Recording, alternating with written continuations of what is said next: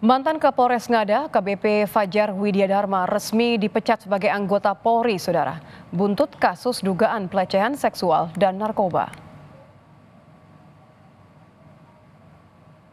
Sanksi pemecatan atau pemberhentian tidak dengan hormat atau PTDH dijatuhkan kepada AKBP Fajar berdasarkan keputusan dalam sidang Komisi Etik Polri Senin 17 Maret 2025. Atas putusan ini, pelanggar mengajukan banding. Mantan Kapolres Ngada menjadi tersangka pada kasus pelecehan seksual dengan jumlah korban sebanyak 4 orang. 3 diantaranya merupakan anak di bawah umur. Polisi telah memeriksa 16 saksi dalam kasus ini. Dengan mendasari pada saksi-saksi dalam proses sidang komisi dan kemudian juga dengan adanya wujud perbuatan yang telah dilakukan, maka putusan pada sidang KKEP yang pertama terhadap terduga pelanggar sanksi etika yaitu perilaku pelanggar dinyatakan sebagai perbuatan tercela.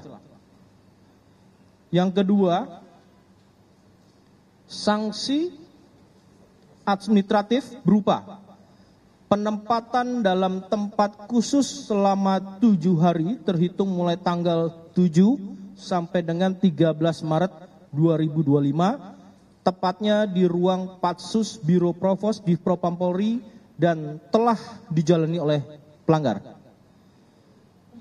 Yang kedua, dalam sanksi administratif diputuskan pemberhentian tidak dengan hormat sebagai anggota Polri.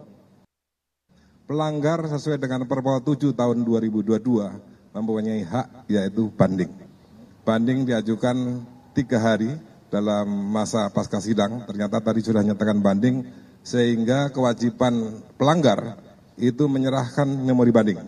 Setelah menyerahkan memori banding, kita sekretariat membentuk ket komisi banding. Dan setelah ket komisi banding nanti akan dilaksanakan sidang banding tanpa kehadiran pelanggar.